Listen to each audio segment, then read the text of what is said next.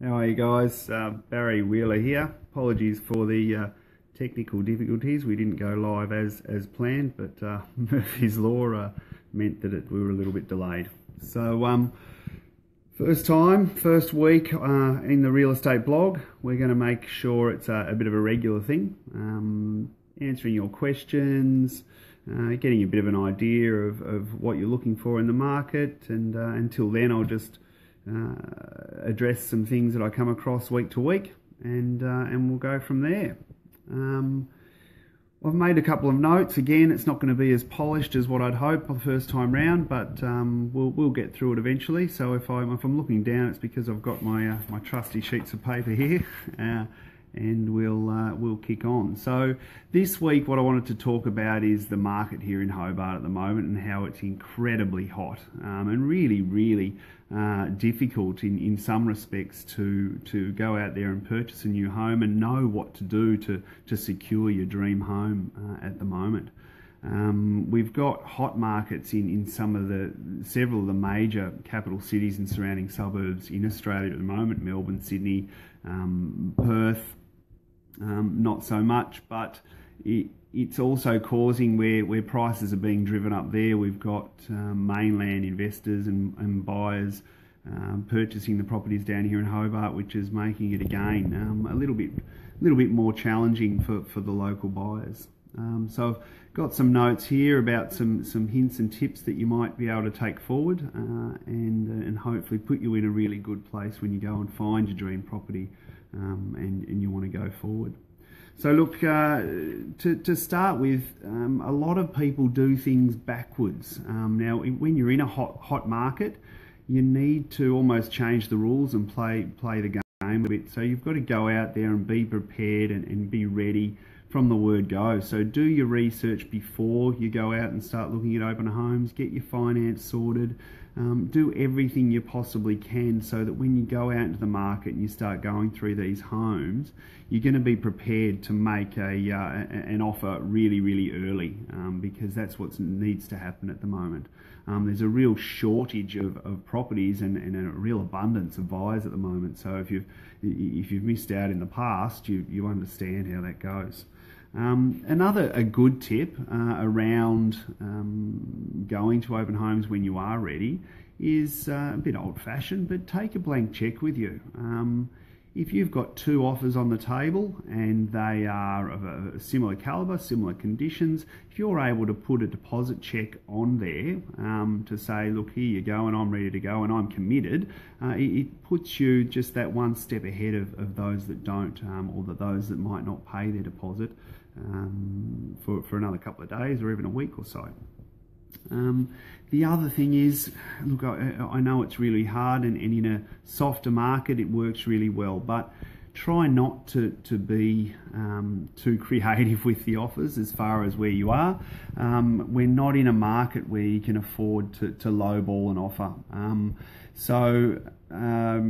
It's always good to have a general idea of where you are and what you're prepared to pay for that property. My best advice in that regard is put your best foot forward first time, and put an offer forward that if you miss out, you'd be very happy that you wouldn't have bought that property for anything more. Okay? The next one is see if you can, and it's hard where possible, but see whether you can buy unconditionally. If you've got everything in a position that you can make an unconditional offer, so not the subject of finance, potentially take a builder there with you, or have a builder do a drive-by before you actually attend the property, is going to put you in a really good position, opposed to those buyers that need to do it conditionally. The other one is, if you're going to make an early offer, and I encourage you to do so if you're in that position, put a deadline on it. Nothing motivates a seller more than an offer coming off the table if they don't make a decision fast. Be prepared, however, for them to call your bluff. So if you're going to put a deadline on it, go and make sure you stick to it. A really good way to do that is line up a couple of properties that you'd be prepared to go for. and move on that, and let the agent know what you're doing, and they'll be able to inform their seller, vendor, whatever you want to call it, and they can make a decision quickly. Not a huge market here in Tasmania, but obviously in Victoria and Tasmania, in Victoria and New South Wales, auctions are a big thing. If you are looking at a property via auction, be prepared to make an offer prior to the auction. Sometimes sellers get nervous leading up to an auction, not always, but sometimes, and so that week leading up, if you've got a good, genuine offer on that property, go for broke and put it in writing. They can only say no, and you can wait for the auction if that's the case. The other one is your relationships with real estate agents. Go around, meet a few of the agents, go into some different real estate agents' offices and build a relationship with those agents. Get those guys working for you and finding properties for you. If you can put your requirements forward, your likes, dislikes, where you're looking, the price range, you can sometimes get a bit of a heads up as properties are hitting the market, and you can be prepared for that one, or even know what the property is about before you get there.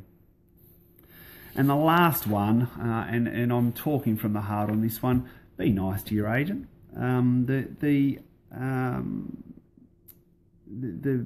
vinegar and sugar analogy absolutely works. If you've got, and as an agent, talking personally, if you've got a buyer that's really playing hardball or not particularly nice to you or things like that, although of course you're going to put every offer before the vendor and the seller, but it creates a bit of a relationship and an ongoing relationship with that real estate agent. And if you do miss out on one, they're going to be a lot more prepared to work with you in finding your ideal property.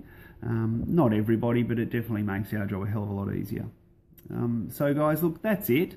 I'd be absolutely stoked if you guys could flick through some feedback around the blog, any questions you'd like to see answered or topics you'd like to see covered. I'll be back next week, and hopefully we'll fix up all our technical issues, be a little bit more polished, and it will only get better as we go on. Please share this around, get it out there, and enjoy. And remember, what we're about is turning those real life transactions into relationships. So I look forward to seeing you all at some stage and speaking to you all soon. Thanks.